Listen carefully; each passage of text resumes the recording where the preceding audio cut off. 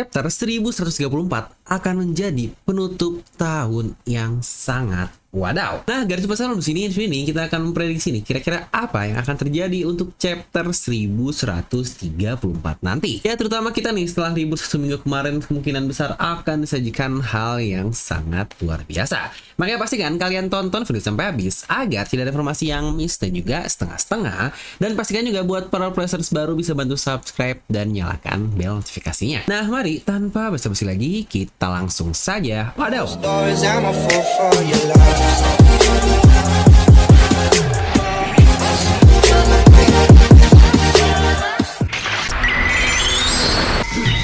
Oke, ritual akhir tahun dari One Piece nih, biasanya Oda bakal memberikan kita sesuatu yang epic, luar biasa, yang wah pokoknya bakal banyak banget, mau dari momen sedih, momen luar biasa, momen mengagetkan, biasanya kan Oda sajikan di akhir tahun untuk serial One Piece ini. Dimana mungkin contoh untuk akhir tahun chapter di beberapa tahun sebelumnya, seperti ketika Zoro mengalahkan King, lalu juga chapter 999, ketika Top Supernova siap melawan Yonkou lah, dan momen Roger melawan Shirohige pun semuanya Oda sajikan kepada kita di akhir tahun. Dan beberapa yang terbaru mungkin momen ketika Luffy mengalahkan Lucci di mode Gear 5-nya di Pulau Egghead, dan yang paling baru alias tahun baru banget nih yaitu di chapter 1102 yang tentu saja bisa kita ingat dengan sangat baik karena ini adalah salah satu momen paling menyedihkan yang ada sajikan kepada kita di serial One Piece. Yang untuk beberapa momen menyedihkan lainnya pun sudah pernah saya bahas di video ini, bisa kalian tonton ya jika penasaran. Nah, dimana di akhir tahun lalu yang Oda berikan kepada kita adalah ketika Oda menyajikan The Life of Kuma,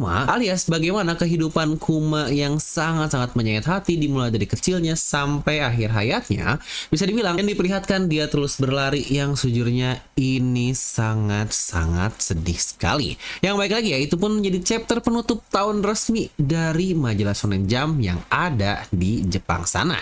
Yang baik lagi, kenapa saya bilang chapter resmi? Karena seperti yang kita tahu, kadang momen akhir tahun ini kita akan mendapatkan early release nih untuk chapter selanjutnya di penghujung tahun. Contoh untuk chapter 1102 kemarin yang rilisnya resmi di akhir tahun untuk majalah Shonen Jump-nya, dan setelah itu pun kita akan libur seminggu, dan chapter 1103-nya akan rilis resmi di awal tahun dari bulan Januari. Namun sebenarnya isi chapter 1103 pun untuk skripnya sudah selesai dan hanya karena libur majalahnya saja baru dirilisnya di bulan selanjutnya. Dan untuk kita yang biasanya mendapatkan spoiler lebih cepat, makanya disebut sebagai early release, biasanya kita akan mendapatkan chapter rilis ketika waktunya libur di Jepang sana. Nah, mungkin sama nih seperti sekarang, dimana chapter 1134 akan kita dapatkan untuk tanggal 20 Desember nanti, dimana minggu depannya kita akan libur Nataru, dan akhirnya untuk minggu depannya lagi baru rilis chapter 1135.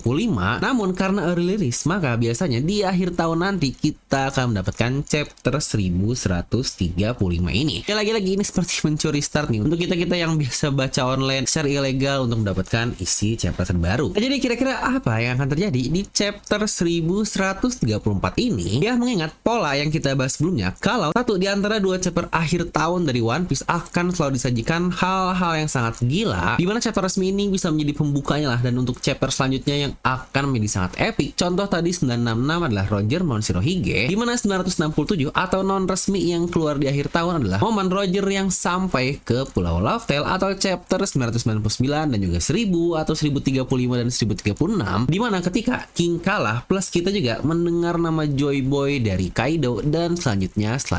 Jadi kemarin kita sudah mendapatkan reuni luar biasa di antara Robin dan juga Saul, yang sejujurnya menurut saya ini sangat-sangat menyedihkan sekali. Yang sebenarnya chapter itu bisa saja Oda simpan menjadi penutup tahun untuk tahun ini, tetapi sepertinya Oda lebih mengejar perilisan di isu yang sama dari majalah Shonen Jump-nya, karena momen reuni Robin ini persis sama perilisan tahunnya seperti momen Robin bertemu Saul pertama kali di flashback yang terjadi 19 tahun yang lalu. Dimana menurut saya hal epic yang bisa Oda sajikan untuk chapter 1134 ini akan ada banyak sekali kombinasi dan opsi-opsi yang akan sangat memungkinkan, karena chapter lalu ditutup benar-benar sudah menjadi klimaksnya nih, alias sudah pecah banget pertemuan di antara Robin dan juga Saul. Maka bisa saja untuk chapter depan kita akan dilempar dulu ke beberapa hal lain, terutama terakhir kita diperlihatkan keadaan di luar itu di chapter 1126, dan kita sudah mendapatkan time skip 2 hari pasca insiden Egghead dan siaran Vegapunk tersebar luas. Jadi kita masih belum tahu nih apa yang sebenarnya terjadi di luaran sana suasana pasca siaran dari Vegapunk terjadi. Yang seharusnya kekeosan akan terjadi di mana-mana, terutama perubahan Gorosei juga dan juga Holy Knight yang seharusnya